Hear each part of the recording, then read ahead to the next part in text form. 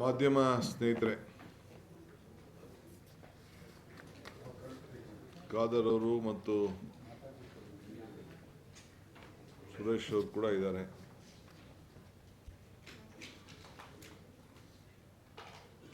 ಸುಮಾರು ನಿನ್ನೆಯಿಂದ ವಿಧಾನಸಭೆ, ವಿಧಾನ ಪರಿಷತ್ತು ಮತ್ತು ನನ್ನ ಎಲ್ಲ ಸಹೋದ್ಯೋಗಿಗಳ ಜೊತೆಯಲ್ಲಿ ನಾನು, ನನ್ನ ಡೆಪ್ಟಿ CM ಇಬ್ಬರು ಕೂಡ ರಾಜ್ಯದ ಅನೇಕ ಸಮಸ್ಯೆಗಳನ್ನು, ಸರ್ಕಾರದ ಉದ್ದೇಶ, ರಾಜ್ಯದಲ್ಲಿ ಬರಗಾಲದಲ್ಲಿ ಮತ್ತು ನೀರಾವರಿ ಯೋಜನೆಗಳಿಗೆ ಈ ಡ್ಯಾಮ್ಗಳನ್ನ ತುಂಬದೇ ಇರೋದಕ್ಕೆ ರೈತರಿಗೆ ಆಗ್ಬೋದಂಥ ಸಮಸ್ಯೆ ಮತ್ತು ಅವರ ಕ್ಷೇತ್ರದ ಅಭಿವೃದ್ಧಿ, ಸರ್ಕಾರದ ಹೊಸ ಕಾರ್ಯಕ್ರಮಗಳು ಮತ್ತು ಫಲಾನುಭವಿಗಳಿಗೆ ಯಾವ ರೀತಿ ಗ್ಯಾರಂಟಿ ಯೋಜನೆ ಫಲಾನುಭವಿಗಳಿಗೆ ಯಾವ ರೀತಿ ಹೊಸದಾಗಿ ನಾವು ಪರಿಷ್ಕರಣೆ ಮಾಡ್ತಾಯಿದ್ದೀವಿ, SIR ವಿಚಾರ,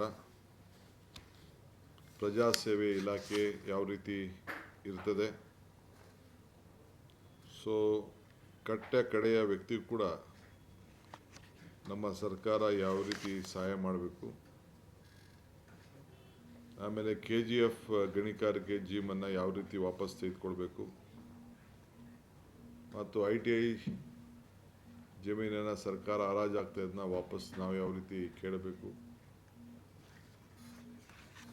ಮತ್ತು ವಿಶೇಷವಾಗಿ ಮಲೆನಾಡಿನಲ್ಲಿ ಮತ್ತು ಕರಾವಳಿ ಜಿಲ್ಲೆಗಳಲ್ಲಿ ಕಸ್ತೂರಿ ರಂಗನ್ ವರದಿ ಆಧರಿಸಿ ಕೇಂದ್ರ ಸರ್ಕಾರದಿಂದ ಬಂದಂಥ ಒಂದು ಅಬ್ಜೆಕ್ಷನ್ಗೆ ನಮ್ಗೆ ಆಗ್ತಾ ಇರೋಂಥ ಅನ್ಯಾಯದ ಬಗ್ಗೆ ಎಲ್ಲ ವಿಚಾರಗಳನ್ನು ಈಗಾಗಲೇ ನಾವು ಶಾಸಕರ ಹತ್ರ ಅಭಿಪ್ರಾಯವನ್ನು ಕೇಳಿದ್ದೇನೆ. ನಾನು ಕೂಡ ಬರಗಾಲದಲ್ಲಿ ನಿಮ್ಮ ಪಾತ್ರ ಏನು, ಯಾವ ರೀತಿ ನೀವು ಕೆಲಸವನ್ನು ಮಾಡಬೇಕು ಅಂಥೇಳಿ ಅವ್ರಿಗೆ ತಿಳಿಸಿದ್ದೇವೆ. ಈಗಾಗಲೇ ಸುಮಾರು 100ಕ್ಕೂ ಹೆಚ್ಚು ತಾಲೂಕುಗಳನ್ನು ಸದ್ಯದಲ್ಲೇ ಇವತ್ತು ನಾಳೆನೋ ನಮ್ಮ ರೆವಿನ್ಯೂ ಮಿನಿಸ್ಟ್ರು ಈಗೇನು ವರದಿ ಬಂದಿದೆ ಆ ವರದಿ ಬಂದದ್ದನ್ನು ಅವರು ಘೋಷಣೆಯನ್ನು ಮಾಡ್ತಾರೆ. ಮಿಕ್ಕಿದ್ದು ಇನ್ನೊಂದು ರೌಂಡು ಡ್ರೌಟಿಂಗ್ ಆದಮೇಲೆ ಆ ಕಾಲ ತಕ್ಕಂತೆ ಸರ್ಕಾರ ನಿರ್ಧಾರವನ್ನು ಮಾಡ್ತದೆ. ಅದಾದ ಮೇಲೆ ನಾವು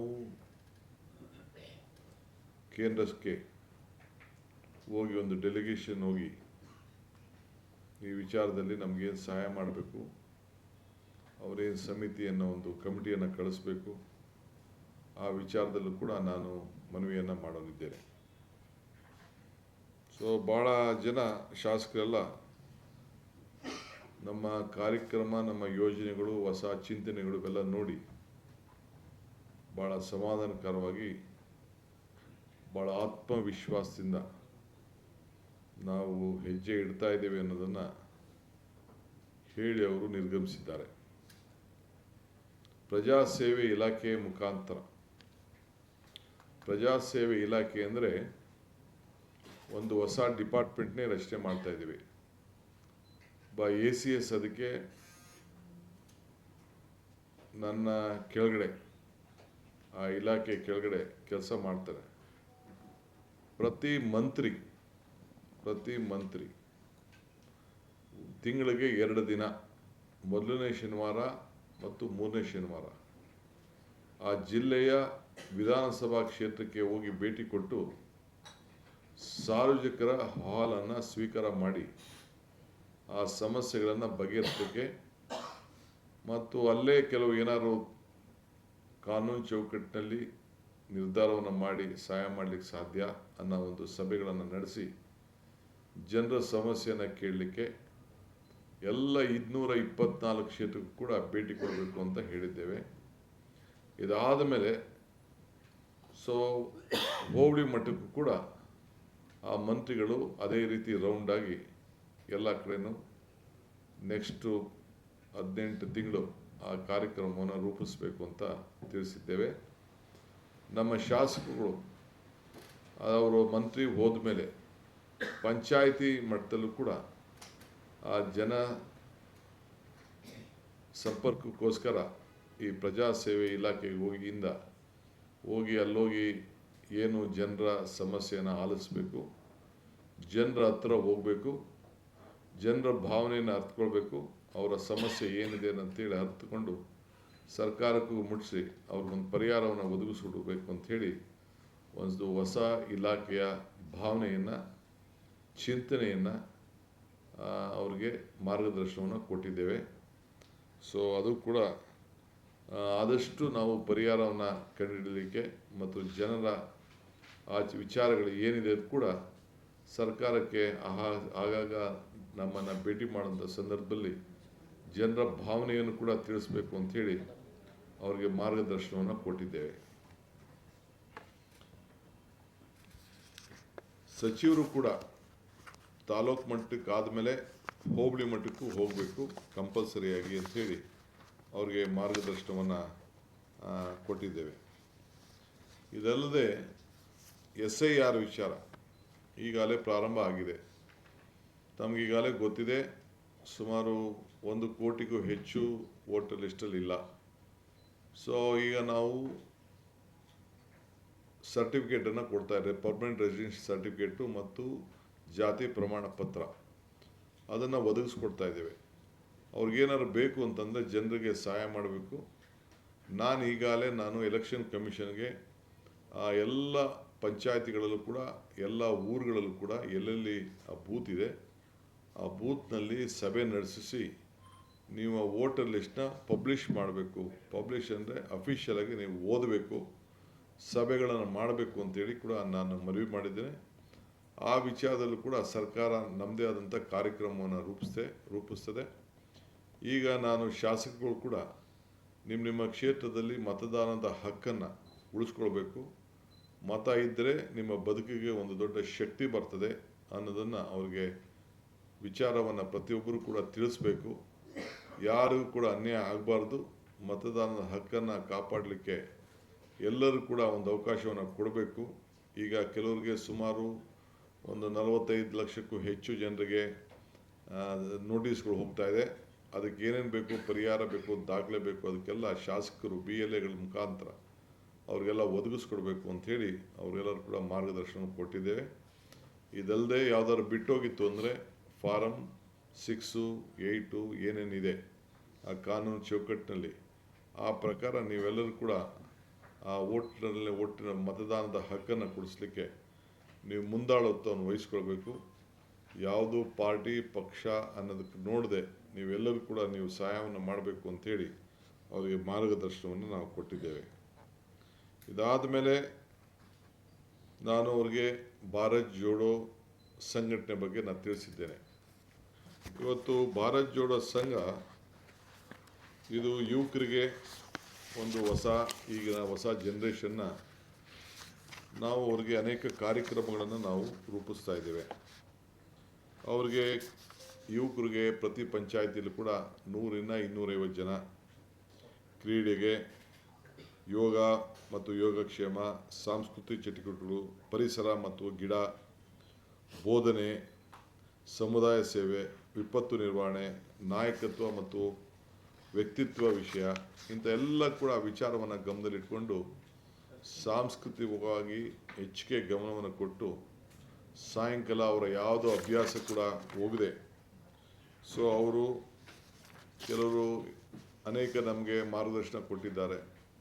ಈ ಡ್ರಗ್ಸ್ ಮುಕ್ತ ಆಗಬೇಕು, ಕ್ರೀಡೆಗೆ ಮುಂದಕ್ಕೆ ಹೋಗಬೇಕು, ಸಾಂಸ್ಕೃತಿಕ ಚಟುವಟಿಕೆ ಮುಂದಕ್ಕೆ ಹೋಗಬೇಕು. ಇವೆಲ್ಲ ಕೂಡ ಜೊತೆಗೆ ಈ ದೇಶದ ಐಕ್ಯತೆ, ಈ ದೇಶದ ಸಮಗ್ರತೆ, ಸಂವಿಧಾನ ಇವೆಲ್ಲ ಕೂಡ ವಿಚಾರವನ್ನು ಅರ್ಥಕೊಳ್ಳಿಕ್ಕೆ ಒಂದು ಈ ಭಾರತ್ ಜೋಡೋ ಎಲ್ಲ ಜಾತಿ ಧರ್ಮಗಳನ್ನು ಒಂದು ಕಡೆ ಬದಿಗಟ್ಟಿ ಒಗ್ಗಟ್ಟಿನಿಂದ ಅವರೆಲ್ಲ ಯುವಕರುಗಳು ಸಂಘಟನೆ ಆಗಿ ಅವರ ಕಾಲವನ್ನು ಕಳಿಬೇಕು, ಅದಕ್ಕೆಲ್ಲ ಸದಸ್ಯರನ್ನು ಮಾಡಬೇಕು. 16 ವರ್ಷದಿಂದ 35 ವರ್ಷದ ಯುವಕರಿಗೆ ಗ್ರಾಮೀಣ ಪ್ರದೇಶ ಇರ್ಬೋದು, ನಗರದಲ್ಲಿ ಸಂಘಗಳು ಮಾಡಬೇಕು ಅಂತೇಳಿ ಅವ್ರಿಗೆ ಮಾರ್ಗದರ್ಶನವನ್ನು ಕೊಟ್ಟಿದ್ದೇನೆ. ಅವರ ಪ್ರತಿಯೊಂದು ಸಂಘಕ್ಕೂ ಕೂಡ ಸರ್ಕಾರದಿಂದ 10 ಲಕ್ಷ ರೂಪಾಯಿ ಹಣವನ್ನು ಕೂಡ ಕೊಡ್ತೇವೆ. ಕೆಲವರು ನಾಟಕ ಕಲಿಯೋರು ಇರ್ತಾರೆ, ಕೆಲವರು ಆಟ ಆಡೋರು ಇರ್ತಾರೆ, ಕೆಲವು ವಿವಿಧ ರೀತಿಯಲ್ಲಿ ಇರ್ತಾರೆ. ಅದಕ್ಕೆ ಆ ಸಂಘಟನೆಗೆ ಒಬ್ಬ ಸರ್ಕಾರಿ ಆ ಪಂಚಾಯತಿಲೇ ಇರೋಂಥ, ಆ ವಾರ್ಡಲ್ಲೇ ಇರೋಂಥ ಒಬ್ಬ ಸರ್ಕಾರಿ ನೌಕರನ್ನು ಒಬ್ಬ ಮೆಂಟರಾಗಿ ಅವ್ರನ್ನ ನೇಮಕ ಮಾಡ್ತೇವೆ. ಅದನ್ನು ಅವ್ರನ್ನ ಉಪಯೋಗಿಸ್ಕೊಂಡು ನಿಮ್ಮ ಹೊಸ ಒಂದು ಯುವಕರ ಪ್ರತಿಭೆ ಹೊರಗಡೆ ಬರಬೇಕು. ಹಳ್ಳಿಲಿರೋಂಥ ಪ್ರತಿಭೆಗಳು ಹೊರಗಡೆ ತರಬೇಕು. ಹಳ್ಳಿರೋಂಥ ಪ್ರತಿಭೆಗಳನ್ನು ಹೊರಗಡೆ ನಾವು ತರಬೇಕು. ಏಕೆಂದರೆ ಬೇರೆ ಯುವಕರಿಗೆ ಅವಕಾಶ ಇಲ್ಲ. ಕೆಲವು ಸಲಹೆಗಳು ಕೂಡ ಕೊಟ್ಟಿದ್ದಾರೆ, ಅವರಲ್ಲಿ ಕಾಂಪಿಟೇಷನ್ಗಳು ಕೂಡ ಮಾಡಬೇಕು ಅಂತೇಳಿ. ಸೊ ಆ ವಿಚಾರದಲ್ಲಿ ಅವ್ರವ್ರು ಏನು ಪ್ರತಿಭೆಗಳಿದೆ, ಗ್ರಾಮೀಣ ಪ್ರದೇಶದ ಪ್ರತಿಭೆ, ಆ ಭಾಗದಲ್ಲಿ ಏನೇನು ಪ್ರತಿಭೆಗಳಿದೆ ಅವಕ್ಕೆಲ್ಲ ಕೂಡ, ಈಗ ನಾವು ದಕ್ಷಿಣ ಕನ್ನಡದಲ್ಲಿ ಅವ್ರದ್ದೇ ಆದಂಥ ಒಂದು ಕೆಲವು ಪ್ರತಿಭೆಗಳಿದೆ, ಮಲೆನಾಡಲ್ಲಿ ಅವ್ರದ್ದೇ ಆದಂಥ ಪ್ರತಿಭೆ ಇದೆ. ಸೊ ಹಂಗೆ ಬೇರೆ ಬಯಸಿ ಮೇಲೆ ಒಂದೇ ಅವ್ರದ್ದೇ ಆದಂಥ ಒಂದು ಪ್ರತಿಭೆ ಇದೆ. ಇವೆಲ್ಲ ಕೂಡ ಈಚೆ ಹೊರಗಡೆ ತರಬೇಕು ಅನ್ನೋ ದೃಷ್ಟಿಯಿಂದ ಈ ಸಂಘಟನೆಗಳನ್ನ ಮಾಡಿದ್ದೇವೆ ಅನ್ನೋದನ್ನು, ಈ ಸಂಘಗಳನ್ನು ಸ್ಥಾಪನೆ ಮಾಡಲಿಕ್ಕೆ ಹೊರಟಿದ್ದೇವೆ. ನೀವೆಲ್ಲ ಸದಸ್ಯರನ್ನು ಮಾಡಬೇಕು. ಅವರು ಒಂದು ಮೆಂಬರ್ ಆಗಬೇಕಾದವನು ಒಂದು ಫೋಟೋ, ಅವನ ಇತಿಹಾಸ ಮತ್ತು 10 ರೂಪಾಯಿ ಫೀಸನ್ನು ಕೊಟ್ಟು ಆ ಸಂಘಕ್ಕೆ ಮೆಂಬರ್ ಆಗಬೇಕು ಅಂತ ಹೇಳಿದ್ದೇನೆ. ಪ್ರತಿ ಪಂಚಾಯತಿಗೆ ಕನಿಷ್ಠ 100 ಜನರು ಇರಬೇಕು. 100 ಜನ ಎಲ್ಲ ವಾರ್ಡ್ಗೆ, ಅದಕ್ಕೊಂದು ಜನಸಂಖ್ಯೆ ಆಧಾರ ನಿರ್ಧಾರ ಮಾಡಿದ್ದೇನೆ.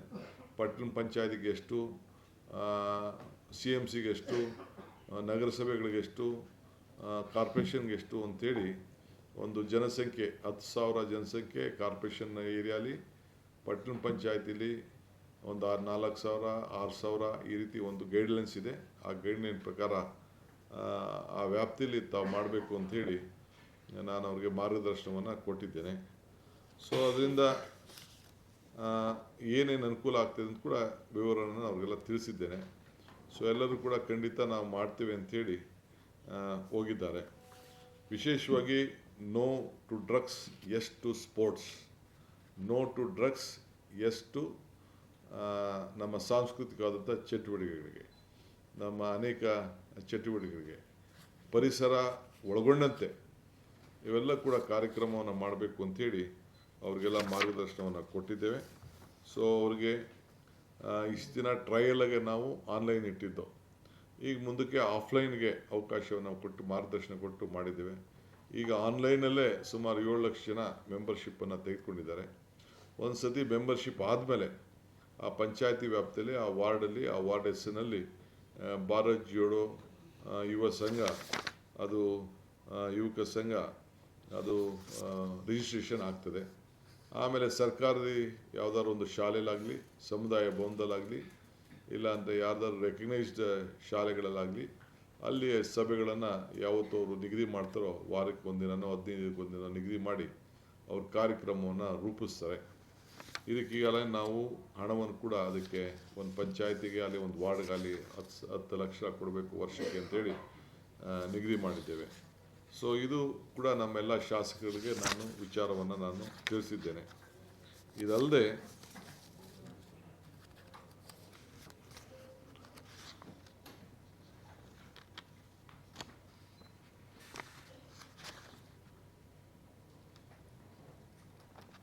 ಕೆಲವರು ಅವರವರ ಕ್ಷೇತ್ರದ ಅನೇಕ ಸಮಸ್ಯೆಗಳನ್ನು ಕೂಡ ನನ್ನ ಹತ್ರ ಚರ್ಚೆ ಮಾಡಿದ್ದಾರೆ.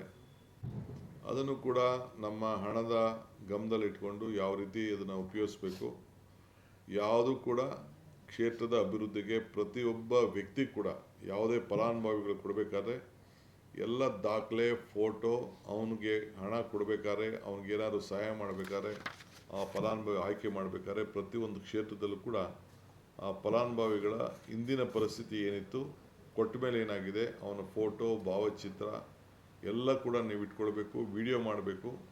ಸೊ ಯಾರು ಕೂಡ ಮಿಸ್ಯೂಸ್ ಮಾಡ್ಕೊಳ್ಬಾರ್ದು ಅನ್ನೋದು ಕೂಡ ಹೇಳಿದ್ದೇವೆ. ಮತ್ತು ಪ್ರತಿಯೊಂದು ಅಭಿವೃದ್ಧಿ ಕೆಲಸದಲ್ಲೂ ಕೂಡ ಯಾವುದೇ ನಿಮ್ಮ ಅವ್ರ ಕ್ಷೇತ್ರದಲ್ಲಿ ತೆಗೆದುಕೊಂಡ್ರೆ ಯಾವುದು ಕೂಡ ಬೋಗಸ್ ಕಾಮಗಾರಿಗೆ ಅವಕಾಶ ಕೊಡಬಾರ್ದು. ಸೊ ನನ್ನ ಮನೆಯಿಂದ ನಮ್ಮ ಸುರೇಶ್ ಮನೆಯಿಂದ ನನ್ನ ಮನೆಗೆ ಅಂತ 2 ಸತಿ ಬರ್ಸೋವಂಥದ್ದು, ಇವೆಲ್ಲ ಹೆಸರುಗಳನ್ನ ಚೇಂಜ್ ಮಾಡೋಂಥದ್ದು, ಅದಕ್ಕೆ ಬಿಲ್ ಮಾಡೋಂಥದ್ದು ಎಲ್ಲ ಕೂಡ ಬೇಕಾದಷ್ಟು ಹಿಂದೆ ಎಲ್ಲ ನಮಗೆ ಮಾಹಿತಿ ಎಲ್ಲ ಇದೆ. ನಾನು ಯಾರ ಕ್ಷೇತ್ರದಲ್ಲಿ ಅಂತ ಚರ್ಚೆ ಮಾಡೋಕ್ಕೆ ಹೋಗೋದಿಲ್ಲ. ಸೊ ಈ ವಿಚಾರದಲ್ಲಿ ನಾವು ಚರ್ಚೆಯನ್ನು ಅವ್ರಿಗೆಲ್ಲ ತಿಳುವಳಿಕೆ ಕೊಟ್ಟಿದ್ದೇವೆ. ಇದಲ್ಲದೆ ನಮ್ಮ ರೆವಿನ್ಯೂ ಇಲಾಖೆ ವತಿಯಿಂದ ಈಗಾಗಲೇ ನಮ್ಮ ಪರಮೇಶ್ವರ್ ಅವರು ಪ್ರತಿಯೊಂದು ಜಿಲ್ಲೆಯಲ್ಲಿ ಕನಿಷ್ಠ ಒಂದು 50,000 ಸೈಟರು ಹಂಚಬೇಕು ಅಂಥೇಳಿ ಒಂದು ಕಾರ್ಯಕ್ರಮವನ್ನು ರೂಪಿಸಿದ್ದಾರೆ.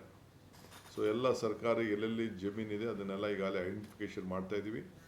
ಯಾರ್ಯಾರು ಬಡವರು ಸೈಟ್ ಇಲ್ಲ ಅವರಿಗೆಲ್ಲ ಸೈಟ್ ಕೊಡಬೇಕು ಅಂಥೇಳಿ ಕಾರ್ಯಕ್ರಮವನ್ನು ಕೂಡ ಈಗಾಗಲೇ ನಮ್ಮ ಅಧಿಕಾರಿಗಳಿಗೆ ನಾವು ತಿಳಿಸಿದ್ದೇವೆ. ಅದಾದಮೇಲೆ ಯಾರು ಬಡವರಿಗೆ ಸೈಟ್ ಇಲ್ಲದವರು ಇದ್ದಾರೆ ಅವರೆಲ್ಲರೂ ಕೂಡ ಸೈಟ್ ಹಂಚುವಂಥ ಕಾರ್ಯಕ್ರಮವನ್ನು ಆದಷ್ಟು ಜರೂರಾಗಿ ಮಾಡಬೇಕು ಅಂಥೇಳಿ ಈಗಾಗಲೇ ಕಾರ್ಯಕ್ರಮವನ್ನು ರೂಪಿಸಿದ್ದೇವೆ. ಇದ್ರ ಜೊತೆಗೆ ನಾನು ತಾಲೂಕ್ ಪಂಚಾಯಿತಿ, ಗ್ರಾಮ ಪಂಚಾಯಿತಿ, ಜಿಲ್ಲಾ ಪಂಚಾಯಿತಿ, ನಗರಸಭೆ, ಕಾರ್ಪೊರೇಷನ್ ಎಲ್ಲ ಈ ನವಂಬರು ಒಳಗಡೆ, ಈಗ ಡಿಸೆಂಬರ್ ಒಳಗಡೆ ಕಾರ್ಪೊರೇಷನ್ ಎಲೆಕ್ಷನ್ ಮಾಡಲೇಬೇಕು ನಾವು. ಸೊ ಎಲ್ಲರೂ ಕೂಡ ನಾವು ಮಾಡಲೇಬೇಕಾಗ್ತದೆ. SIR ಎಲೆಕ್ಷನ್ ಆದ ತಕ್ಷಣ, SIR ಮುಗಿದ ತಕ್ಷಣ ಅದನ್ನು ಎಲೆಕ್ಷನ್ ಡೇಟ್ನ ನಾವು ನಮ್ಮ ಇವ್ರಿಗೆ ಬರೆದು ಎಲೆಕ್ಷನ್ನ ಮಾಡಬೇಕು ಅಂಥೇಳಿ ಅವ್ರಿಗೆ ಹೇಳಿದ್ದೇವೆ. ಏಕೆಂದರೆ ಇದರಿಂದ ನಮಗೆ ಗ್ರ್ಯಾಂಟ್ಗಳಿಗೆ ತೊಂದರೆ ಆಗ್ತದೆ, ಜೊತೆಗೆ ಕೇಂದ್ರ ಸರ್ಕಾರದಿಂದ ಬರುವಂಥ ಹಣಕ್ಕೂ ಕೂಡ ತೊಂದರೆ ಆಗ್ತದೆ. ಇದಕ್ಕೆ ನಾವು ಅವಕಾಶ ಕೊಡಬಾರ್ದು ಅಂಥೇಳಿ ಅದನ್ನು ತಿಳಿಸಿದ್ದೇನೆ. ಇನ್ನೊಂದು ಭಾಳ ಪ್ರಮುಖವಾದ ವಿಚಾರ ಏನಂದರೆ, ಕೈಗಾರಿಕೆಗಳಿಗೆ ಸಂಬಂಧಪಟ್ಟಂತೆ ಗ್ರಾಮೀಣ ಪ್ರದೇಶದಲ್ಲಿ, ತಾಲೂಕುಗಳಲ್ಲಿ, ಡಿಸ್ಟಿಕ್ಕಲ್ಲಿ ಅಲ್ಲೂ ಕೂಡ ಪ್ರೋತ್ಸಾಹ ಕೊಟ್ಟು ಆದಷ್ಟು ಜನರಿಗೆ ವಲಸೆ ಬರೋದನ್ನು ತಪ್ಪಿಸ್ಲಿಕ್ಕೆ ಅಲ್ಲಲ್ಲೇ ಏನೇನು ಮಾಡಬೇಕು ಅನ್ನೋದು ಕೂಡ ನಾವು ನಿಮ್ಮ ಕ್ಷೇತ್ರದಲ್ಲಿ, ನಿಮ್ಮ ಜಿಲ್ಲೆಯಲ್ಲಿ ಏನಾದರೂ ಸಮಸ್ಯೆ ಇದ್ದರೆ ಅಂಥೇಳಿ ತಿಳಿಸಿ ಅಂತ ಕೂಡ ತಿಳಿಸಿದ್ದೇನೆ. ಸೊ ಇದು ಭಾಳ ಪ್ರಮುಖವಾದಂಥ ವಿಚಾರಗಳನ್ನು ಇವತ್ತು ನಾವು ಅರ್ಥಪೂರ್ಣವಾಗಿ ಚರ್ಚೆಯನ್ನು ಮಾಡಿದ್ದೇವೆ. ಇನ್ನೊಂದು ಭಾಳ ಪ್ರಮುಖವಾದ ವಿಚಾರ ಏನಪ್ಪ ಅಂದರೆ, ಕಸ್ತೂರಿ ರಂಗನ್ ವರದಿ ಏನು ಬಂದಿದೆ, ಪಶ್ಚಿಮ ಘಟಕದ ಪರಿಸರ ಸೂಕ್ಷ್ಮ ಪ್ರದೇಶ ಅಂಥೇಳಿ ಕೇಂದ್ರದಿಂದ ಕರಡು ಅಧಿಸೂಚನೆ ಬಂದಿದೆ. ಇದಕ್ಕೆ ನಮ್ಮ ರಾಜ್ಯದ ನಿಲುವು ಏನು ಅನ್ನೋದು ಭಾಳ ಪ್ರಮುಖವಾದಂಥ ವಿಚಾರ. ಸೊ ಇದರಿಂದ ನಮಗೆ ಬಂದಿರೋಂಥ ಮಾಹಿತಿ ಪ್ರಕಾರ ಈಗ ನಮಗೆ ಸ್ವಲ್ಪ 6 ತಿಂಗಳು ಟೈಮ್ ಕೊಟ್ಟಿದ್ದಾರೆ. 10 ಜಿಲ್ಲೆಯಲ್ಲಿ 33 ತಾಲೂಕು, 14,449 ಗ್ರಾಮಗಳು ಇಲ್ಲಿ ಬರ್ತದೆ.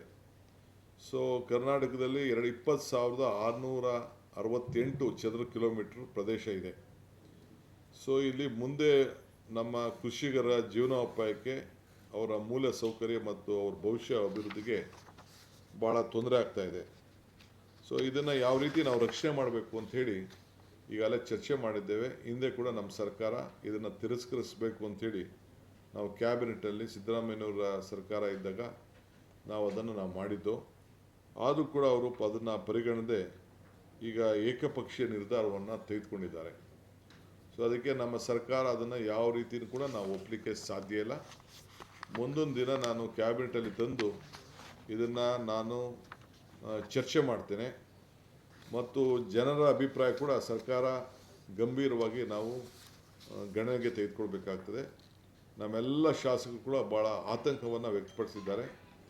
ಮುಂದಿನ ದಿನದಲ್ಲಿ ಈ ಪಶ್ಚಿಮ ಘಟಕದ ವಿಚಾರದಲ್ಲಿ ನಮ್ಮ ಕಾಂಗ್ರೆಸ್ ಪಕ್ಷ ಮತ್ತು ಸರ್ಕಾರ ಎರಡೂ ಸೇರಿ ಇವತ್ತು ನಾವು ಆ ಭಾಗದ ಎಲ್ಲ ಜನರಿಗೆ ಜಾಗೃತಿಯನ್ನು ಮೂಡಿಸುವಂಥ ಕಾರ್ಯಕ್ರಮ ಕೂಡ ನಾವು ಹಮ್ಮಿಕೊಳ್ತೇವೆ. ಸೊ ಮುಂದೆ ಬರುವಂಥ ಸಂಪುಟದ ಸಭೆಯಲ್ಲಿ ಮುಂದಿನ ತಿಂಗಳಲ್ಲಿ ನಾವು ಒಂದು ಭಾಳ ಮಹತ್ವವಾದಂಥ ನಿರ್ಧಾರವನ್ನು ನಾವು ಕೈಗೊಳ್ಳಬೇಕಾಗ್ತದೆ. ಹಿಂದೆ 2024 ಸೆಪ್ಟೆಂಬರ್ 24ನೇ ತಾರೀಕು ನಡೆದಂಥ ಸಂಪುಟದ ಸಭೆ ನಿರ್ಧಾರ ಏನಿದೆ ಅದರ ವಿರುದ್ಧವಾಗಿ ಇವತ್ತು ನಮ್ಮ ನಿರ್ಧಾರವನ್ನು, ನಮ್ಮ ಅಭಿಪ್ರಾಯವನ್ನು ಕೈಗೊಳ್ಳದೆ ಈಗ ಕೇಂದ್ರ ಸರ್ಕಾರ ಒಂದು ನಿರ್ಧಾರ ಮಾಡಿರೋದು ನಮ್ಮ ರಾಜ್ಯಕ್ಕೆ ಒಂದು ದೊಡ್ಡ ಆಘಾತ ಉಂಟಾಗಿದೆ. ಸೊ ಅದಕ್ಕೆ ಕೇಂದ್ರದ ಮೇಲೆ ಮತ್ತೆ ಒತ್ತಾಯ ತರಲಿಕ್ಕೆ ಏನು ಬೇಕೋ ಆ ಕೆಲಸವನ್ನು ಮಾಡ್ತೇವೆ. ಸೊ ಅದರಿಂದ ಕೇಂದ್ರ ಸರ್ಕಾರ ನಾವು ಮಾಡಿದಂಥ ಅಪೇಕ್ಷೆಗೆ ಗೌರವವನ್ನು ಕೊಡಬೇಕು. ಮುಂದೆ ನಾವು ಯಾವ ಕಾರಣಕ್ಕೂ ಒಪ್ಪಲಿಕ್ಕೆ ಸಾಧ್ಯ ಇಲ್ಲ. ಇದರ ಬಗ್ಗೆ ಅನೇಕ ಕಾನೂನು ಚೌಕಟ್ಟಿನಲ್ಲಿ ಕೂಡ ನಾವು ಚರ್ಚೆಯನ್ನು ನಾವು ಮಾಡೋರಿದ್ದೇವೆ. ಸೊ ಈಗ ಕರಡು ಅಧಿಸೂಚನೆ ಏನು ಕೊಟ್ಟಿದ್ದಾರೆ, ಭಾಳ ಕಠಿಣವಾದಂಥ ನಿರ್ಬಂಧಗಳನ್ನು ಕೊಟ್ಟಿದ್ದಾರೆ. ಅಲ್ಲಿ ಕಲ್ಲುಗಣಿ ಇರ್ಬೋದು, ಮರಳು ಸಾಗಾಣಿಕೆ, ಹೊಸ ಉಷ್ಣ ವಿದ್ಯುತ್ತು ಹೆಚ್ಚುವರಿ ಉಂಟಾಗೋದು, ಕೆಲವು ನಿರ್ಮಾಣ, ಕೆಲವು ಟೌನ್ಶಿಪ್ಪು, ಯಾವುದಕ್ಕೂ ಕೂಡ ಮನೆಗಳು ಕಟ್ಟಲಿಕ್ಕೆ ತೊಂದರೆ ಆಗ್ತಾಯಿದೆ ಹಳ್ಳಿಗಳಲ್ಲಿ. ಇವೆಲ್ಲ ಕೂಡ ಬೇಕಾದಷ್ಟಿದೆ. ಸೊ ಇದರಿಂದ ಜನರಿಗೆ ಬದುಕಿನಲ್ಲಿ ಭಾಳ ತೊಂದರೆ ಆಗ್ತಾಯಿದೆ. ವಿಶೇಷವಾಗಿ ಕೃಷಿ, ಗ್ರಾಮೀಣ ಸೌಲಭ್ಯ, ನಿರ್ಮಾಣ, ರಸ್ತೆ, ಸಣ್ಣ ಕೈಗಾರಿಕೆ, ಪ್ರವಾಸೋದ್ಯಮ ಇವೆಲ್ಲಕ್ಕೂ ಕೂಡ ಭಾಳ ತೊಂದರೆ ಆಗ್ತಾಯಿದೆ. ಅದು ನಮ್ಮ ವಿರೋಧವನ್ನು ನಾವು ಭಾಳ ಸಮರ್ಪಕವಾಗಿ ವ್ಯಕ್ತಪಡಿಸಬೇಕಾಗಿದೆ. ಆ ನಿಟ್ಟಿನಲ್ಲಿ ಒಂದು ಕರ್ನಾಟಕಕ್ಕೆ ಒಂದು ಮಾದರಿ, ಬೇರೆ ಕಡೆಗೆ ಇನ್ನೊಂದು ನಿಯಮ, ಕರ್ನಾಟಕ ಒಂದು ನಿಯಮ, ಬೇರೆ ಕಡೆಗೆ ಒಂದು ನಿಯಮ, ಇದನ್ನು ನಮಗಾಲೇ ಮಾಹಿತಿ ನಮಗೆ ದೊರಕಿದೆ. ಇದರ ಬಗ್ಗೆ ನಾವು ಒಂದು ಹೊಸ ಚಿಂತನೆಯನ್ನು ಕೂಡ ನಾವು ವೈಜ್ಞಾನಿಕವಾಗಿ ಒಂದು ವಿಧಾನ ಅಗತ್ಯ ಇದೆ ಅಂಥೇಳಿ ನಾವು ಕೂಡ ಕೆಲವು ತಜ್ಞರ ಹತ್ರ ಚರ್ಚೆ ಮಾಡಲಿಕ್ಕೆ ತೀರ್ಮಾನವನ್ನು ನಾವು ಮಾಡಿದ್ದೇವೆ. ಇನ್ನು ಜನರೊಂದಿಗೆ ಒಂದು ದೊಡ್ಡ ಸಮಾಲೋಚನೆ ಕೂಡ ಆಗಬೇಕಾದ ಅವಶ್ಯಕತೆ ಇದೆ. ಅದು ಕೂಡ ಈಗಾಗಲೇ ನಾನು ತಿಳಿಸಿದ್ದೇನೆ. ಒಟ್ಟು ಇದ್ರ ಜೊತೆಗೆ ಒಂದು ದಿನ ಪ್ರತ್ಯೇಕವಾಗಿ ಮುಂದಿನ ತಿಂಗಳು ಏನು ನಮಗೆ ಟೈಮಿಂಗ್ ಇದೆ, 2 ತಿಂಗಳೊಳಗಡೆ ನಾವು ಕಳಿಸ್ಬೇಕು ಅಂತ ಇದೆ, ಅಬ್ಜೆಕ್ಷನ್ ಕೊಡಬೇಕು ಅಂತ ಇದೆ. ಅಷ್ಟರೊಳಗಡೆ 1 ಡೇ ಸ್ಪೆಷಲ್ ಸೆಷನನ್ನು ಬರೀ ಪಶ್ಚಿಮ ಘಟ್ಟಕದಿಂದ ನಮ್ಗೆ ಆಗ್ತಾ ಇರೋಂಥ ತೊಂದರೆ, ಪರಿಸರ ಸೂಕ್ಷ್ಮ ಪ್ರದೇಶದಿಂದ ಕೇಂದ್ರ ಏನು ಅಧಿಸೂಚನೆ ಹೊರಡಿಸಿದೆ ಅದ್ರ ಬಗ್ಗೆ ವ್ಯಾಪಕವಾಗಿ ಚರ್ಚೆ ಮಾಡಬೇಕು ಅಂತೇಳಿ ಮಾಡಿ ಅಸೆಂಬ್ಲಿಯಲ್ಲಿ ಒಂದು ರೆಸಲ್ಯೂಷನ್ ಮಾಡಿ ಕೇಂದ್ರ ಸರ್ಕಾರಕ್ಕೆ ಕಳಿಸ್ಬೇಕು ಅಂತ ಕೂಡ ಇದೆ. ಇದು ಏಕೆಂದರೆ ಇದು ಪಕ್ಷಾತೀತವಾಗಿ ನಮ್ಮ ರಾಜ್ಯಕ್ಕೆ ಮತ್ತು ಪ್ರದೇಶಗಳಲ್ಲಿ ಎಲ್ಲರೂ ಕೂಡ ಇದು ಭಾಳ ಆತಂಕ ಇದೆ. ಅದಕ್ಕೆ ಅಸೆಂಬ್ಲಿಯಲ್ಲೇ ಕೂಡ ಅವರ ಅಭಿಪ್ರಾಯಗಳು ಕೂಡ ತೆಗೆದುಕೊಳ್ಬೇಕು ಅಂಥೇಳಿ ನಾವು ತೀರ್ಮಾನವನ್ನು ಮಾಡಿ ಒಂದಿನ ನಾನು ಒಂದು ಸ್ಪೆಷಲ್ ಸೆಷನನ್ನು ಈ ವಿಚಾರದಲ್ಲಿ ಕರೆಯೋನಿದ್ದೇನೆ. ಸೊ ಅದರಿಂದ ಈಗ ಜೊತೆಗೆ ಎಲ್ಲ ಶಾಸಕರ ಬೇಡಿಕೆಗಳಿಗೂ ಕೂಡ ನಾನು ಆಹ್ವಾನಿಸಿದ್ದೇನೆ. ಅವರು ಅನೇಕ ಅಭಿವೃದ್ಧಿ ಬಗ್ಗೆ ಅವರು ಚರ್ಚೆ ಮಾಡಿದ್ದಾರೆ. ಆ ಕ್ಷೇತ್ರಕ್ಕೆ ಏನೇನಾಗಬೇಕು ಅಂತ ಹೇಳಿದ್ದಾರೆ. ಇದನ್ನು ನಾನು ರಾಜ್ಯದ ಹಿತಕ್ಕೆ ಗಮನದಲ್ಲಿಟ್ಕೊಂಡು ನಮ್ಮ ಗುರಿ, ನಾವೇನು ನಮ್ಮ ಪ್ರಣಾಳಿಕೆಯಲ್ಲಿ ಮಾತು ಕೊಟ್ಟಿದ್ದೋ, ಒಂದು ಉತ್ತಮವಾದಂಥ ಆಡಳಿತ ಜನರಿಗೆ ತಲುಪಬೇಕು, ಒಳ್ಳೆ ಗವರ್ನೆನ್ಸ್ ಕೊಡಬೇಕು, ನೀವು ಭಾಳ ಹುಷಾರಾಗಿರಬೇಕು, ವಿರೋಧ ಪಕ್ಷದ ನಡತೆಯನ್ನು ಕೂಡ ನೀವೆಲ್ಲ ಗಮನಿಸಿದ್ದೀರಿ ಅಂತ ಅವ್ರಿಗೆಲ್ಲ ತಿಳುವಳಿಕೆಯನ್ನು ಕೊಟ್ಟಿದ್ದೇವೆ. ಸೊ ನಾವು ರಾಜ್ಯದ ಹಿತಕ್ಕೆ ಈಗಾಗಲೇ ತಮಗೆಲ್ಲ ಗೊತ್ತಿದೆ, ಈಗಾಗಲೇ ನಮ್ಮ ರಾಜ್ಯದ ಏನು ಚರ್ಚೆ ಕೂಡ ಮಾಡದೆ ಬಂಡತನ ಮಾಡಿಕೊಂಡು ನೋಟಿಸು ಕೊಡದೆ ಅಸೆಂಬ್ಲಿನ ನಡೆಸೋಕ್ಕೆ ಬಿಡದೆ ನಾವು ಇದನ್ನು ಅಸೆಂಬ್ಲಿನೇ ಮುಟುಕು ಮಾಡಬೇಕಾದಂಥ ಪರಿಸ್ಥಿತಿ ಬಂತು. ಈ ಹಿನ್ನೆಲೆಯಲ್ಲಿ ಇವತ್ತು ಅನೇಕ ಚರ್ಚೆಯನ್ನು ನಾವು ಮಾಡಿದ್ದೇವೆ. ಸೊ ಟೈಮ್ ವೇಸ್ಟ್ ಮಾಡ್ಕೊಳ್ಳೋದು ಬೇಡ ಅಂತೇಳಿ ಶಾಸಕರನ್ನೆಲ್ಲ ಮುಂದೆ ನಾನು ಕರಿಬೇಕು ಅಂತಿದ್ದೆ. ಈಗ ಹೆಂಗಿರು ಅವನ್ನೆಲ್ಲ ಕರೆದು ಚರ್ಚೆ ಮಾಡಿ ಅವರ ಸಲಹೆಗಳನ್ನು ಕೂಡ ಎಲ್ಲ ಪಡ್ಕೊಂಡಿದ್ದೇನೆ. ಸರ್, ಎರಡು ಇಂಪಾರ್ಟೆಂಟ್ ವಿಚಾರಗಳು ಸರ್. ಒಂದು, SIRಗೆ ಸಂಬಂಧಪಟ್ಟಂತೆ ನಿಮ್ಮ ಸರ್ಕಾರದ ನಿಲುವು, ಯಾಕಂದ್ರೆ ಲೀಗಲಿ ಅದು ಸ್ಟ್ಯಾಂಡ್ ಆಗುತ್ತೆ ಅನ್ನೋದೊಂದು, ಯಾಕಂದ್ರೆ ಎಲೆಕ್ಷನ್ ಕಮಿಷನ್ ತಂದೆ ರೀತಿಯಾದಂಥ ರೀಸನ್ಗಳನ್ನು ಕೊಟ್ಟಿದೆ. ಸೆಕೆಂಡು, ಕಸ್ತೂರಿ ರಂಗನ್ ರಿಪೋರ್ಟ್ಗೆ ನಿಮ್ಮ ಒಂದು ಡಿಸಿಷನ್ ಆಲ್ರೆಡಿ ಆಗಿದೆ. ಆದರೂ ಕೂಡ ಸೆಂಟ್ರಲ್ ಗೌರ್ಮೆಂಟು ಬೇರೆ ರೀತಿ ಇಂಪೋಸ್ ಮಾಡುವಂಥ ಪ್ರಯತ್ನವನ್ನು ಮಾಡ್ತಿದೆಯಾ?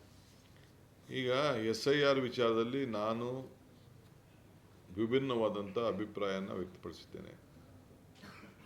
ನಾನು SIRಗೆ ಎಲೆಕ್ಷನ್ ಕಮಿಷನ್ ಏನು ಬೇಕಾದ್ರೂ ಮಾಡಲಿ, ನಾನು ಒಬ್ಬ ರಾಜ್ಯದ ಮುಖ್ಯಮಂತ್ರಿಯಾಗಿ ನಮ್ಮ ಸರ್ಕಾರ ನಾವು ಎಲ್ಲ ಮತದಾರರ ಹಕ್ಕನ್ನು ಉಳಿಸಬೇಕು, ಆ ಹಕ್ಕು ಕಳ್ಕೊಳ್ಬಾರ್ದು. ಆ ದೃಷ್ಟಿಯಿಂದ ಜನರಿಗೆ ಜಾಗೃತಿ ಮೂಡುವಂಥ ಕೆಲಸವನ್ನು ನಾವು ಪ್ರಾಮಾಣಿಕವಾಗಿ ನಾವು ಮಾಡ್ತಾಯಿದ್ದೇವೆ. ನಮಗೆ ಮತದಾರ ಹಕ್ಕು ಉಳಿಬೇಕು. ಅವನು ಓಟ್ ಯಾರಿಗೆ ಬೇಕಾದ್ರೂ ಹಾಕ್ಕೊಳ್ಳಲಿ, ಅದು ಮುಖ್ಯ ಅಲ್ಲ. ಅವನ ಹಕ್ಕನ್ನು ಒಬ್ಬ ರಾಜ್ಯದ ಒಬ್ಬ ಮುಖ್ಯಸ್ಥನಾಗಿ ಒಂದು ಸರ್ಕಾರ ಏನು ಜವಾಬ್ದಾರಿ ಸರ್ಕಾರ ಇದೆ, ನಮ್ಮ ಡ್ಯೂಟಿನ ನಾವು, ನಮ್ಮ ಕರ್ತವ್ಯನ ನಾವು ಪ್ರಾಮಾಣಿಕತೆಯಿಂದ ಮಾಡೋಣ ಅಂಥೇಳಿ ಒಂದು ಪ್ರಯತ್ನ ಮಾಡ್ತಾಯಿದ್ದೇನೆ. ಕಸ್ತೂರಿ ರಂಗನ ವಿಚಾರ ಏನು ನಾನೀಗಾಗಲೇ ಡೇಟ್ ಕೂಡ ಹೇಳ್ದೋ, ಹಿಂದೆ ನಮ್ಮ ಕ್ಯಾಬಿನೆಟಲ್ಲಿ ಸಿದ್ದರಾಮಯ್ಯನವರ ಅಧ್ಯಕ್ಷತೆಯಲ್ಲಿ ನಡೆದಂಥ ಕ್ಯಾಬಿನೆಟ್ ಏನಿತ್ತು, ಆ ಕ್ಯಾಬಿನೆಟಲ್ಲಿ ನಾವು ನಿರ್ದಿಷ್ಟವಾಗಿ ನಾವು ನಮ್ಮ ವಿರೋಧವನ್ನು ವ್ಯಕ್ತಪಡಿಸಿದ್ದೇವೆ. ಇದನ್ನು ನೀವು ಈ ಸೂಕ್ಷ್ಮ ಪ್ರದೇಶದಿಂದ ನಮಗೆಲ್ಲ ತೊಂದರೆ ಆಗ್ತದೆ ಅಂತೇಳಿ ನಾವು ರೆಸಲ್ಯೂಷನ್ ಮಾಡಿ ಕಳಿಸಿದ್ದೇವೆ. ಸೊ ಆದರೂ ಕೂಡ ಇವತ್ತು ಅವರು ನಮಗೆ ಏನು ಗಣನೆ ತೆಗೆದುಕೊಳ್ಳದೆ ಮಾಡಿದ್ದಾರೆ. 24 ಸೆಪ್ಟೆಂಬರ್ ಏನು 26ನೇ ತಾರೀಕು ನಾವು ನಡೆದಂಥ ನಿರ್ಧಾರ ಏನಿದೆಯಲ್ಲ ಅದು ಈಗಾಗಲೇ ನಾವು ಕಳಿಸಿದ್ರು ಕೂಡ ಅವ್ರು ತಿರಸ್ಕಾರ ಮಾಡಿದ್ದಾರೆ. ಸೊ ಇದಕ್ಕೆ ನಾವು ನಮ್ಮ ಅಭಿಪ್ರಾಯವನ್ನು ವ್ಯಕ್ತಪಡಿಸ್ತಾ ಇದ್ದೀವಿ. ಸರ್, ಈಗ ಬರದ ಬಗ್ಗೆ ಅಸೆಂಬ್ಲಿ ಒಳಗಡೆ ಚರ್ಚೆ ಮಾಡಬೇಕಾಯ್ತು, ವಿರೋಧ ಪಕ್ಷದವ್ರು ಮಾಡಲಿಲ್ಲ ಸರ್. ನೀವು ಈ ಸರ್ಕಾರದಿಂದ ಏನು ಇಮಿಡಿಯೇಟ್ ಆಕ್ಷನ್ಸ್ಗಳು ಏನು ತೊಗೊಂಡಿ ಸರ್? ಯಾಕೆಂದ್ರೆ ನಾನು ಅದನ್ನೇ ಹೇಳ್ತಾ ಇದ್ದೀನಲ್ಲ, ವಿರೋಧ ಪಾರ್ಟಿಯವ್ರಿಗೆ ಬಡವ್ರ ಬಗ್ಗೆ, ಬರದ ಬಗ್ಗೆ, ನೀರಾವರಿ ಬಗ್ಗೆ ಏನು ಆಸಕ್ತಿ ಇಲ್ಲ. ಅವ್ರಿಗೆ ರಾಜಕಾರಣ ಬೇಕು. ಅದಕ್ಕೆ ನಾವು ಈ ಅಸೆಂಬ್ಲಿಲಿ ಚರ್ಚೆ ಆಗಲಿ ಅಂತಿದ್ದೋ, ಈಗಿಲ್ಲ. ಈಗ ಯಾವುದಾದ್ರು ಬರೋ ತಾಲೂಕು ಅಂತೇಳಿ ಇದನ್ನು ಈಗಾಗಲೇ ತೀರ್ಮಾನ ಮಾಡಿದ್ದೇವೆ. ಅದೆಲ್ಲ ರಿಪೋರ್ಟ್ಸ್ ಬಂದಿದೆ. ಇದರಲ್ಲಿ ನಾವು ಟೆಕ್ನಿಕಲ್, ಏಕೆಂದರೆ ನಾವೇನು ಇಲ್ಲಿ ವೈಯಕ್ತಿಕವಾಗಿ ಯಾವ ತಾಲೂಕು ಸೇರಿಸ್ಬೇಕು ಬಿಡಬೇಕು ಅಂತಿಲ್ಲ. ಯಾವುದು ಎಲಿಜಿಬಿಲಿಟಿ ಪ್ರೋಸೆಸ್ಸಲ್ಲಿದೆ ಆ ಪ್ರಕಾರ ನಾವು ಎಲ್ಲೆಲ್ಲಿ ಮಳೆ ಬಂದಿಲ್ಲ ಇದನ್ನೆಲ್ಲ ಡೌಟಿಂಗ್ ಎಲ್ಲ ಆಗಿ ಆ ವರದಿ ಆಧಾರದ ಮೇಲೆ ಈಗಾಗಲೇ ತೀರ್ಮಾನವನ್ನು ಮಾಡಿದ್ದೇವೆ. ನಾಳೆನೋ ನಾಳಿದ್ದೋ ಇಲ್ಲ ಇವತ್ತೋ ನಮ್ಮ ಡೆಪ್ಯೂಟಿ CM ನಿಮಗೆ ಯಾವ ತಾಲೂಕು ಬರ ಅಂತೇಳಿ ಘೋಷಣೆ ಮಾಡ್ತಾರೆ. ಈಗಾಗಲೇ ನಾನು ಒಂದೊಂದು ಕ್ಷೇತ್ರಕ್ಕೆ ಕುಡಿಯೋ ನೀರಿಗೋಸ್ಕರ 1 ಕೋಟಿ ಬಿಡುಗಡೆ ಮಾಡಿದ್ದೇನೆ. ಇದಲ್ಲದೆ ಇನ್ನು ಸುಮಾರು ಹೆಚ್ಚು ಕಮ್ಮಿ ಒಂದು 100 ಕೋಟಿಗೂ ಹೆಚ್ಚು ಡೆಪ್ಟಿ ಕಮಿಷನರ್ಸ್ ಅಕೌಂಟಲ್ಲಿ ನಾವು ಎಕ್ಸ್ಟ್ರಾ ಇಟ್ಟಿದ್ದೇವೆ, PD ಅಕೌಂಟಲ್ಲಿ ಇಟ್ಟಿದ್ದೇವೆ. ಸೊ ಅದು ಕೂಡ ಎಮರ್ಜೆನ್ಸಿಗೆ ಯಾರು ಬೇಕಾದ್ರೂ ಆ ಜಿಲ್ಲೆಯಲ್ಲಿ ಸಂಬಂಧಪಟ್ಟವ್ರಿಗೆ ಅವ್ರಿಗೆ ಅಧಿಕಾರ ಇದೆ. ಅವರು ಕಮಿಟಿ ಅಧ್ಯಕ್ಷರಿರ್ತಾರೆ, ಶಾಸಕರು, ಅವರು ಅದನ್ನು ನಿರ್ವಹಿಸಲಿಕ್ಕೆ ಅವ್ರಿಗೆ ಎಲ್ಲ ಥರದ ಮಾರ್ಗದರ್ಶನವನ್ನು ಕೊಟ್ಟಿದ್ದೇವೆ. ಇದಲ್ಲದೆ ಇದು ಮೆಮೊರಂಡಮ್ ಕೊಡಬೇಕು, ಅದಕ್ಕೂ ಕೂಡ ನಾವು ಈಗಾಗಲೇ ಸಿದ್ಧತೆಯನ್ನು ಮಾಡ್ತಾಯಿದ್ದೀವಿ. 1 ವಾರದಲ್ಲಿ ಡಿಕ್ಲೇರ್ ಮಾಡಿದ ತಕ್ಷಣ ಅದನ್ನು ಒಂದು ಟೈಮ್ ತೆಗೆದುಕೊಂಡು ಹೋಗಿ ಬರ್ತೇವೆ. 102 ತಾಲೂಕಲ್ಲಿ ಈಗಾಗಲೇ ಗ್ರೌಂಡು ಟ್ರೂತ್ ಕಂಪ್ಲೀಟ್ ಆಗಿದೆ. ಇದನ್ನು ಡ್ರಾಟ್ ಎಫೆಕ್ಟ್ ನೋಟಿಫಿಕೇಶನ್ ಕೂಡ ಸದ್ಯದಲ್ಲೇ ಬಿಡುಗಡೆ ಆಗ್ತದೆ. ಸದನದಲ್ಲಿ ಬಿಲ್ಗಳ ಬಗ್ಗೆ ಚರ್ಚೆ ಆಗಬೇಕಾಗಿತ್ತು ಸರ್. ವಿರೋಧ ಪಕ್ಷಗಳ ಗದ್ದಲದಿಂದ ಯಾವುದೇ ಬಿಲ್ಗಳ ಬಗ್ಗೆ ಚರ್ಚೆ ಆಗಲಿಲ್ಲ.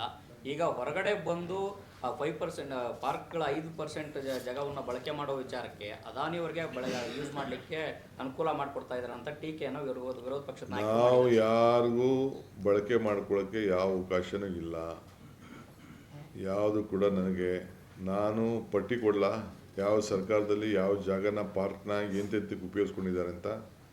ಅವ್ರ ಪಾರ್ಟಿಗಳಿಗೆ, ಅವ್ರ ಪಾರ್ಟಿ ಕಾರ್ಯಕರ್ತರಿಗೆ ಏನೇನು ನೀವು ಸದಾಶಿವನಗರದಲ್ಲಿ ಹೋಗಿ ನೋಡಿ, ಬೇರೆ ಎಲ್ಲೂ ಬೇಡ, ನನ್ನ ಮನೆಗೆ ಬನ್ನಿ, ಅಲ್ಲೇ 2 ನಿಮಿಷಕ್ಕೆ ಹೋಗಿ ಸದಾಶಿವನಗರದಲ್ಲಿ ಪಾರ್ಕ್ ಇತ್ತು, ಪಾರ್ಕ್ ಏನಾಗಿದೆ, ಏನು ಮಾಡಿದ್ದಾರೆ ಅನ್ನೋದು ನೀವು ನೋಡಿ. ನಾವು ಆ ಕೆಲಸ ಮಾಡ್ತಾಯಿಲ್ಲ. ಯಾವುದೇ ಆಗಲಿ ಇವತ್ತು ಯಾವ ಬಿಲ್ಡಿಂಗು ಕಟ್ಟೋದಿಲ್ಲ, ಯಾವ ಅದಾನಿ ಸುದ್ದಿನೂ ಇಲ್ಲ. ಕೆಲವು ಸಂದರ್ಭದಲ್ಲಿ ಕೆಲವು ಪಾರ್ಕ್, ಈಗ ರೋಡ್ಗಳನ್ನು ಅಗಲ ಮಾಡಬೇಕಾದ್ರೆ ಸಾರ್ವಜನಿಕ ಕೆಲಸಕ್ಕಿರುವಂಥ ಸಂದರ್ಭದಲ್ಲಿ ನಾವು ಅದನ್ನು ಕಾನೂನು ಚೌಕಟ್ಟಿನಲ್ಲೇ ನಾವು ಮಾಡಬೇಕು ಅನ್ನೋ ದೃಷ್ಟಿಯಿಂದ ಕೆಲವು ಸಾರ್ವಜನಿಕರ ಅನುಕೂಲಕ್ಕೆ ಯಾವುದಾದ್ರು ಬಂತು ಅಂದರೆ ಒಂದು 5% ಉಪಯೋಗ ಮಾಡ್ಕೊಳ್ಳಿಕ್ಕೆ ಅವಕಾಶ ಆಗಬೇಕು ಅನ್ನೋ ದೃಷ್ಟಿಯಿಂದ ಇದು ಒಂದೇ ಕಡೆ ಅಲ್ಲ, ಬೇರೆ ಬೇರೆ ಕಡೆಯೆಲ್ಲ ಆದಷ್ಟು ಕೆಲವು ಕಡೆ ರೋಡ್ಗಳನ್ನ ವೈಡಿಂಗ್ ಮಾಡೋಂಥ ಒಂದು ಅನಿವಾರ್ಯತೆ ಕೂಡ ಇದೆ. ಬೇರೆ ಜಾಗಕ್ಕೆ ನಾವು ಪ್ರೈವೇಟ್ ಜಾಗ ಆದರೆ 1:2 ಅವ್ರಿಗೆ ಹಣ ಕೊಡಬೇಕಾಗ್ತದೆ, ಇಲ್ಲ TDR ಕೊಡಬೇಕಾಗ್ತದೆ. ಇವೆಲ್ಲ ಇರೋದ್ರಿಂದ ಸೊ ಕಾನೂನು ಚೌಕಟ್ಟಿನಲ್ಲೇ ಕೆಲವು ಸಂದರ್ಭದಲ್ಲಿ ನಾವು ಅವಕಾಶ ಮಾಡಿಕೊಡ್ತಾ ಇದ್ದೀವಿ. ಸರ್, ವಿರೋಧ ಪಕ್ಷದವರು ಕಲಾಪದಲ್ಲಿ ಯಾವ ವಿಚಾರ ಇಟ್ಕೊಂಡು ಪ್ರತಿಭಟನೆ ಮಾಡಿದ್ರು ಸರ್, ಅದರ ಮುಂದುವರೆದ ಭಾಗವಾಗಿ ಸಚಿವ ನಾಗೇಂದ್ರ ಅವರು ರಾಜೀನಾಮೆ ಇಂಗಿತ ವ್ಯಕ್ತಪಡಿಸಿದ್ದಾರೆ ಅನ್ನುವಂಥ ಮಾಹಿತಿ ಬರ್ತಾ ಇದೆ ಸರ್. ಹೌದಾ ಸರ್? ನೋಡಿ, ಅವರು ವಿರೋಧ ಪಾರ್ಟಿಯವರು ಮಾಡ್ತಾ ಇದ್ದಾರೆ. ಸ್ವಲ್ಪ ನಾಗೇಂದ್ರ ಯಾವತ್ತೂ ಕೂಡ ಪಕ್ಷದ ವಿಚಾರದಲ್ಲಿ ಹಿಂದೆ 2 ವರ್ಷದ ಹಿಂದೆಯೇ ಕೂಡ ಏನು ನಿರಪರಾಧಿ ನಮ್ಮ ಒತ್ತಡಕ್ಕೆ ನಾವೇ ಆತನ ಕೈಲಿ ರೆಸಿಗ್ನೇಷನ್ನ ತೆಗೆದುಕೊಂಡಿದ್ದು. ಯಾವತ್ತೂ ಕೂಡ ಪಕ್ಷದ ಒಬ್ಬ ಶಿಸ್ತಿನ ಸಿಪಾಯಿ, ಅವರ ನಾಯಕತ್ವದಲ್ಲಿ ನಮಗೆ ಅಪಾರವಾದಂಥ ವಿಶ್ವಾಸ ಇದೆ. ನೋಡೋಣ, ಈಗ ಸದ್ಯಕ್ಕೆ ಯಾವ ಥರದ ಅಂಥದ್ದೇನೂ ಇಲ್ಲ. ಇಲ್ಲ, ನಾನು ಹೋಗ್ತಾ ಇರೋದು ಈಗ ನಮ್ಮ ಕಾಂಗ್ರೆಸ್ ಕಚೇರಿ ಉದ್ಘಾಟನೆ ಮಾಡೋದಿದೆ, ಫೌಂಡೇಶನ್ ಇದೆ, ಮತ್ತು ಕೆಲವು ಅನೇಕ ಪ್ರಮುಖವಾದಂಥ ವಿಚಾರಗಳಿದೆ. ಅದನ್ನು ನಮ್ಮ ನಾಯಕರುಗಳನ್ನ, ಕೆಲವು ಸೆಂಟ್ರಲ್ ಮಿನಿಸ್ಟರ್ಸ್ನ ಕೂಡ ಕೆಲವು ವಿಚಾರದಲ್ಲಿ ಭೇಟಿ ಮಾಡಬೇಕಾಗಿದೆ. ಈ ಕೆಲವು ನಮ್ಮ ಲೀಗಲ್ ಎಕ್ಸ್ಪರ್ಟ್ಸ್ನ ಭೇಟಿ ಮಾಡಬೇಕಾಗಿದೆ. ಏಕೆಂದರೆ ಈ ನೀರಿನ ಮಧ್ಯೆ 15 ದಿನಕ್ಕೆ ವಾರಕ್ಕೆ ಕರೀತಾ ಇದ್ದಾರೆ ಕಮಿಟಿನ. ಸೊ ಇನ್ನು ಮಳೆ ನಮಗೆ ಸರಿಯಾಗಿ ಬರ್ತಾ ಇಲ್ಲ. ಈಗಾಗಲೇ ಕೆಲವು ಜಾಗದಲ್ಲೆಲ್ಲ ಕೆಲವೆಲ್ಲ ರೈತರುಗಳು ಸ್ವಲ್ಪ ಗಲಾಟೆ ಮಾಡ್ತಾ ಇದ್ದಾರೆ. ಸೊ ಲೀಗಲ್ ರೆಮಿಡಿ ಏನು ಮಾಡ್ಬೋದು ಅಂತೇಳಿ ನಮ್ಮ ಲೀಗಲ್ ಎಕ್ಸ್ಪರ್ಟ್ಸ್ನ ನಾನು ಸ್ವಲ್ಪ ಚರ್ಚೆ ಮಾಡಬೇಕು. So, was there any discussion related to this nice issue, sir? Because Mr. Kumaraswamy says D.K. Shivakumar being Chief Minister, he is trying to take over this nice land. It's a serious allegation. I think he is trying to take it over. I think he may be part of that. I don't know about it.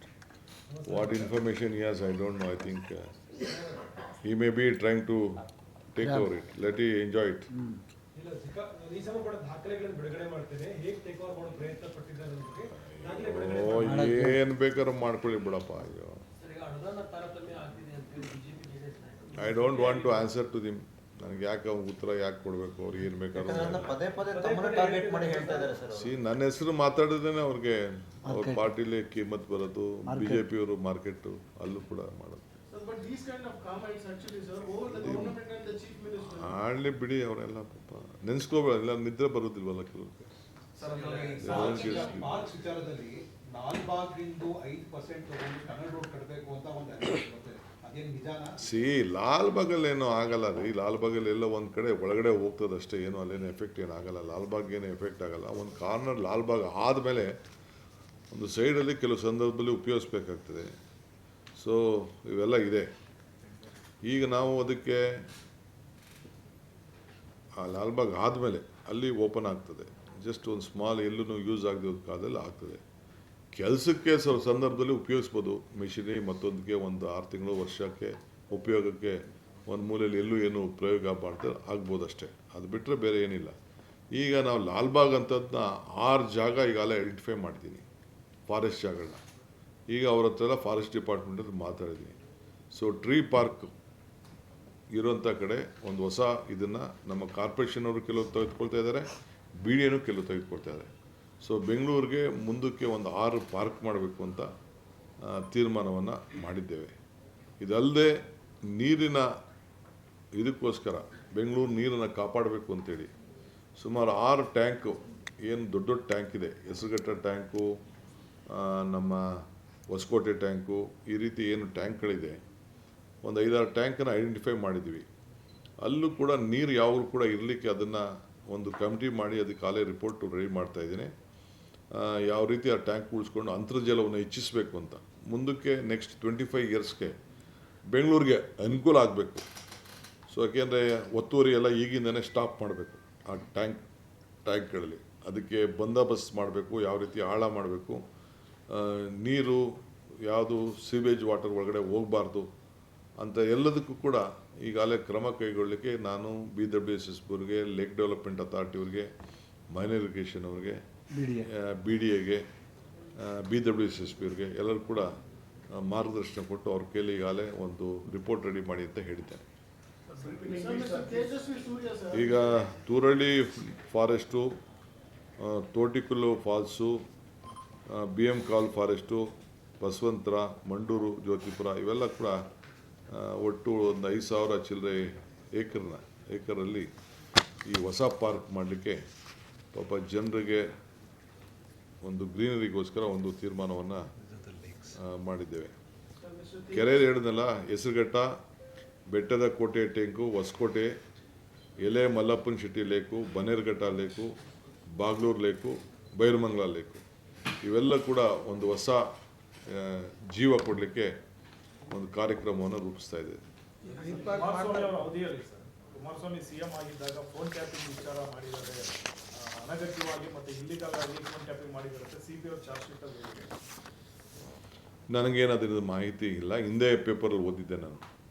ನಾನು central ಜೈಲಲ್ಲಿ ಇದ್ದಾಗ, ಇದರಲ್ಲಿ ತಿಹಾರ್ ಜೈಲಲ್ಲಿದ್ದಾಗ ಹಾಗೇನೋ ಪೇಪರಲ್ಲಿ ಬಂದಿತ್ತು. ನಮ್ಮ ಸ್ವಾಮಿಗಳು photo ಹಾಕಿ ಬರೆದಿದ್ರು ಡೆಲ್ಲಿಯವರು. ಅದಾದಮೇಲೆ ನನಗೆ ಮಾಹಿತಿ ಇಲ್ಲ. ನೀವು ಹೇಳಿದ್ದೀರಲ್ಲ, ತಿಳ್ಕೊಳ್ಳಿಕ್ಕೆ ಪ್ರಯತ್ನ ಮಾಡ್ತೀನಿ. Sir, Mr. Tejasvi Surya met governor and he is saying the government is somewhere trying to use the public land for its benefit. He is also mentioning about Lalbagh, the government is made amendments just to use the land. I don't want to answer to him is a great philosopher. Sir, can you brief in English? One small brief in English, sir, please. Small brief in English. So last 2 days I had a meeting with all my legislators, including MLCs. I think more than 95% of all the MLAs and MLCs attended, including the ministers. We have discussed a lot of issues connecting how the new government has to work, what are the problems arising out of us now, and what are the issues which we have to take on priority because there is a big drought situation, how the drinking water problem and the fodder issue has to be sorted out. So I have discussed with all of them. They have given a lot of suggestions. In the meantime, to keep very close to the common man, where their issues are there, a new department called Praja Seva Ilake department will be established. Is a minister will head it, and under me, a department will be there. A ACS cadre officer, a senior officer will head it in the government side, official side. To the taluk level, it will be there. So all the grievances will be heard. The minister will compulsorily have to go to every taluka, conduct once in every first and third Saturday of every month. Compulsory he has to visit a taluk headquarters, conduct this meeting. After the taluks are over, then he has to go to the Hobli level, and all the MLAs have to compulsory visit the Panchayat headquarters and conduct such meetings. Apart from the regular meetings what they do, he has to go compulsory visit. If he doesn't go, the MLA doesn't go, the officers will definitely go and do their job on the behalf of the government. That is the directions I have given to all the MLAs, and I have informed them about that. The second issue about the SIR, I have briefed them. More than 40, nearly 45 lakhs of them will be getting notices, and some of the names have been left out. How to see that we protect their votes, because right to vote and right to live is very much important. So as a government, it is a bound duty of us to see that everyone have their voting right. So we are encouraging our legislators, see that in the future, whatever the new role has been announced, objection has to be filed, and the document has been provided. Government of Karnataka, we are very happy to tell that I have already taken a decision to issue them residential certificate, permanent residential certificate, which the document government will provide. And there are more than 4.5 crores cash certificate which is available in the document. They can take out that and submit that document along with the objections, whatever they needed. So that is the directions I have given to them. I want to see that every section of the society, every voter will get his voting right. That is the main duty of my government. So that is the discussion we have done. Then on the about the new Bharat Jodo Yuva Sangha, how it is important. Say no to drugs, yes to sports, yes to culture, yes to environment, yes to leadership. So all these issues which will be, because I don't want these youngsters to take a different path. They wanted morality is very much important. So it is better to guide them. So these sanghas, these youth clubs will be their social activities, so that they never divert on alcohol or drugs or any other activities. The national integration is very much important. So unity is important. Without caste, creed, they should forget. They should all work unitedly in the panchayat. Minimum 100 to 250 members should be enrolled. Only 10 rupees is to be provided for the membership. And a mentor will be appointed by the government. And he will conduct the meetings as they desire. Some may opt for sports, some may opt for culture, some may opt for rehabilitation schemes or whatever, about more than 10 or 12 programs we are given. We will leave the option to them only. They will select that. some greenery, public plantation, lot of programs will go to give, we have given them. So they can opt in, they can all work together with unity and integrity. This is the important. Apart from that, very important issue which has been raised today is on Kasturi Rangan report, which the central government has rejected our request given by the state government earlier at the heading of Mr. Siddaramaiah. We passed in cabinet approval. So they have rejected, and it is affecting 10 districts, 33 taluks and 1,449 villages. It is affecting, it will affect all their livelihood for the road, construction, development, nothing can be done. So we can't accept that this one. They have given 60 days time to file our objection. We are going to file the objection. We are going to go to the villages, tell to the people, conduct meetings, make them little bit conscious on this, educate them. So I have requested my MLAs and our leaders to educate what will be affected out of it. The central government has taken this wrong decision at the appropriate time. So we'll oppose it. In the next cabinet, I am going to take a decision. And within the stipulated time, I have discussed with my colleagues, and we are going to call one day a special session to discuss on this effect of that, and we'll pass a resolution and we'll send it to the central government in this regard. The objections, whatever we wanted to file, the opinion of the state assembly.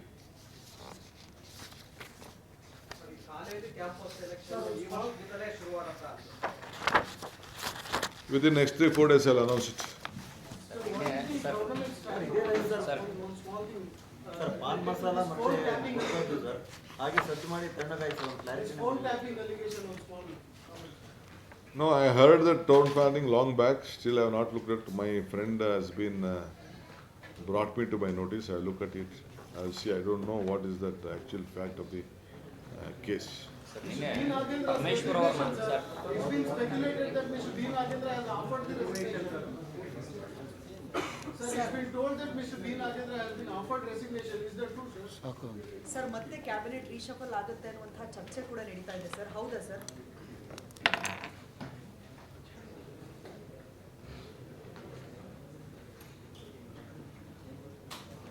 ಸಾಕಲ್ಲಮ್ಮ ಅವಾಗ ಹೇಳಿದ್ರು ನಾವು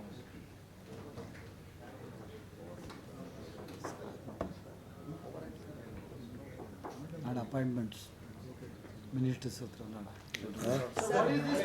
reshuffle ಆಗುತ್ತೆ cabinet ಅಂತ ಕೂಡ ಚರ್ಚೆ ನಡೀತಾ ಇದೆ, ಆಗುತ್ತೆ ರೀಶಫಲ್ ಆಗುತ್ತೆ ಕ್ಯಾಬಿನೆಟ್ ಮತ್ತೆ ಅನ್ನುವಂಥದ್ದು, ಕೆಲವೊಂದು ಬದಲಾವಣೆ ಆಗುತ್ತೆ ಅನ್ನುವಂಥ ಚರ್ಚೆ ನಡೀತಾ ಇದೆ, ಹೌದಾ ಸರ್? ನಿಮ್ಗೇನಾದ್ರು ಗೊತ್ತಿರೋ ತಿಳಿಸಿ. ಸರ್